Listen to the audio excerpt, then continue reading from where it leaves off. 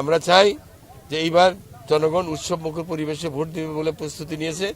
তবে একটা দল আমাদের প্রতিপক্ষ তারা এখনো লাঠি 2.5 হাত লাঠির মাথায় তারা বাংলাদেশের পতাকা বেঁধে তারা মিছিল করে এবং তারা হুমকি ধমকি দিতেছে যে ভোটের দিন প্রতিটা ভোট কেন্দ্রে 200 করে লোক জমা করবে তারা তাদের ক্যাডার ইসলামী ছাত্র শিবিরে। এই ইসলামী ছাত্র শিবির তাহলে কোথায় আছে?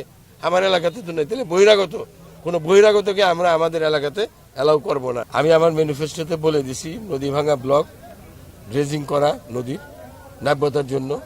আমি বলে দিচ্ছি গ্যাসের থেকে শিল্প কলকারখানা করা, গ্যাসের থেকে ফার্টিলাইজার ইন্ডাস্ট্রি করা এবং গ্যাসের থেকে আরও বিদ্যুৎ কেন্দ্র করা এবং ভোলার স্থানীয় গ্যাসকে আগে স্থানীয় আমার এলাকাকে আগে মানে স্বয়ংসম্পূর্ণ রেখে তারপরে যাতে অন্যত্র নেওয়া হয় এবং বিশেষায়িত হাসপাতাল এবং কি জানি এটা মেডিকেল কলেজ ভোলা বরিশাল সেতু নির্মাণ করা।